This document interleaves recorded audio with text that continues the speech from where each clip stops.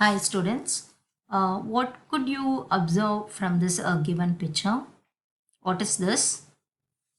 It's nothing but we are giving a different inputs here to this function machine and we are getting the corresponding outputs. Here the function is happening in this machine. So how does it happen? That we will see.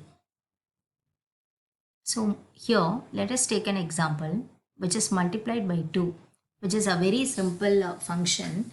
So here we have a certain inputs.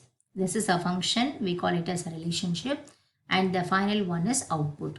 For example, if I give 0 and I should multiply with the 2, multiplying by 2 is the function. When I multiply, I get some output, it is 0. Same way, any number of inputs can be given. Using the functions, it processes and it gives some output as a result. So now in functions, which is nothing but it is a special relation which maps each element of set A with one and only one element of set B. So both A and B can be non-empty. This function defines a particular output for a particular input.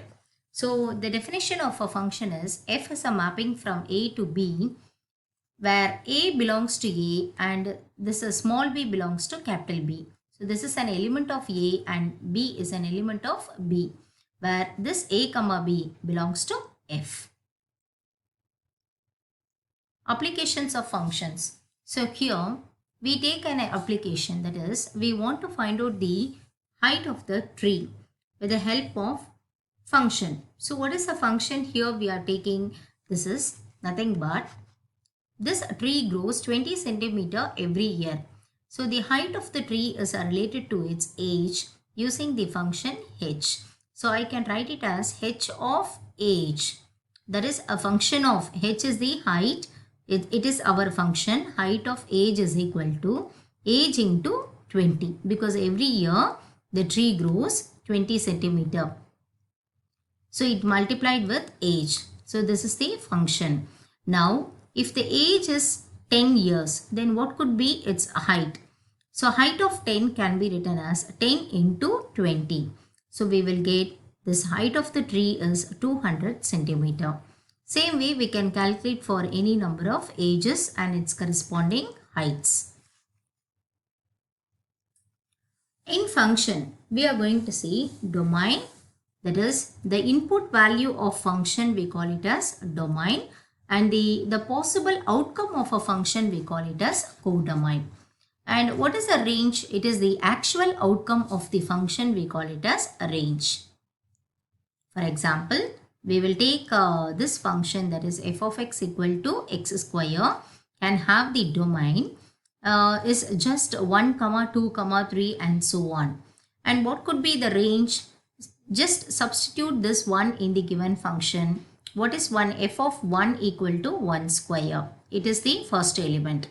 And if you substitute 2 here, you get 4. That is your second element. And 3 on substituting in x square, we get 9. So this is the range. So in diagram, it was represented like this. Here it is, the function is f of x equal to x square. Same way, let us take another example, g of x equal to x square. So its domain is, we take all integers. So minus 3, minus 2, all negative and positive integers. Here the range will be everything is positive. So it, on substituting all the values in the given function, we get 0, 1, 4, 9 and so on. So the range is up from 0 to infinity. Representation of functions. Here we can see first what is algebraic representation. Second one, how to write it in table form. Third one, we are also able to draw arrow diagram. And the third one is a representation of graph. So in algebraic representation, so we represent a function by a simple algebraic equation. This is, for example, we have taken, that is f of x equal to y equal to 100 plus 15 into x. For different values of x, this y also will get changed. For example, I want to calculate.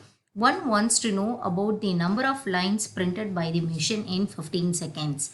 So for the 15 seconds, what could be my, how many lines the machine can be printed? That is nothing but y. This x was given and I want to calculate what is y. So I can make use of this equation. Already I have framed the equation.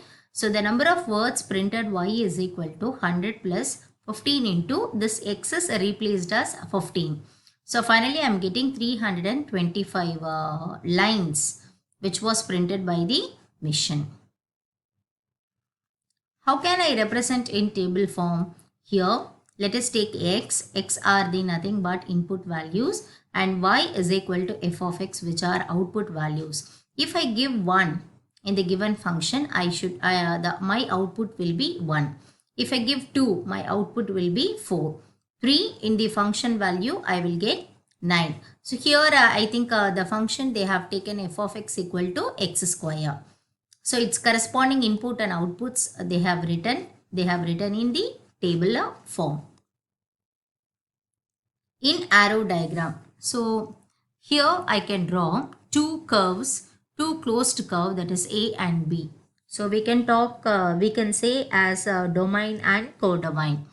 So this F is the arrow diagram, and here each element of A and its unique image element in B are related with an arrow. We can also mark with an arrow A to B. Next, we can also write it in a graph. That is, we represent the graph as a y equal to f of x, where we take a set of all points x comma y in the plane. That should satisfy y equal to f of x. And in this graph, we are going to talk about the vertical line, which includes all points within a particular x value, and y value of a point where a vertical line intersects a graph represents an output for the input x value. So here, when we see, this can be represented as a vertical line test. So this vertical line test can be used to determine whether graph represents a function or not.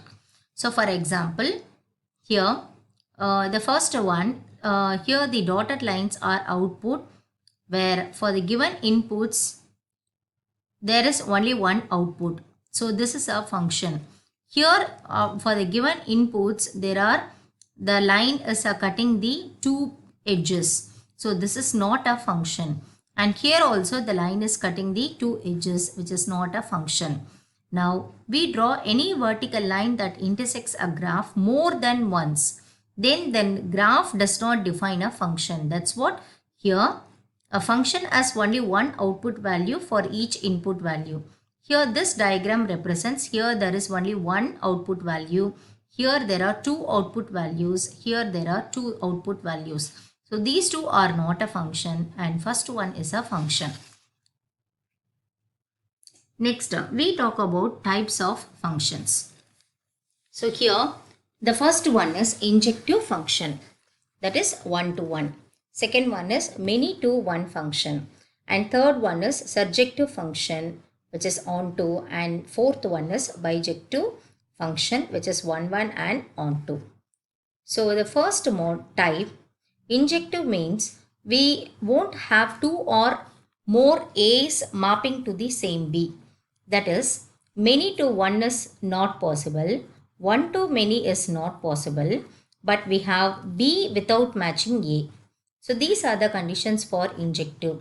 For example, I can take this diagram. Let us take A and B. Each member of A has its own unique matching in B. It is not one-to-many or many-to-one. See, the second one is matching here and here also. The third one is matching here. Or all the elements from A as a unique element in matching with unique element in B. So this we call it as injective. Here a one element in B has a no matching with A. So there can be a way like this. So this is injective. Many-to-one function. So here it is a function which maps two or more elements of A to the same element of set B. That is, I can see this many to one example. Let A be one set and B be another set. A1 is mapping to B1, A2 is mapping to B1, A3 is mapping to B3. Here B2 is left out without matching. So A1 and A2 both are matching to B1. So this is the example for many to one mapping. Next one, surjective function. So surjective means every element B has at least one matching with A, maybe more than one also. So there won't be B left out. That is, let us see this example. Here, every element B has at least one matching with A. Every element in B has at least one matching with A. So the second one also has one and third one also has another two. So there is no B left out. That is, all the elements are getting matched with A elements. This is surjective. Bijective function. So here bijective means both it should be injective and surjective together. So there is a perfect one-to-one correspondence between the members of the sets. So here let us see this example. This is perfect one-to-one correspondence and when you see here, all the sets are connected to all the elements in the B. So this we call it as a bijective. So we have seen so far four types of mapping, and we will see the inverse of a function in the next class. Thank you.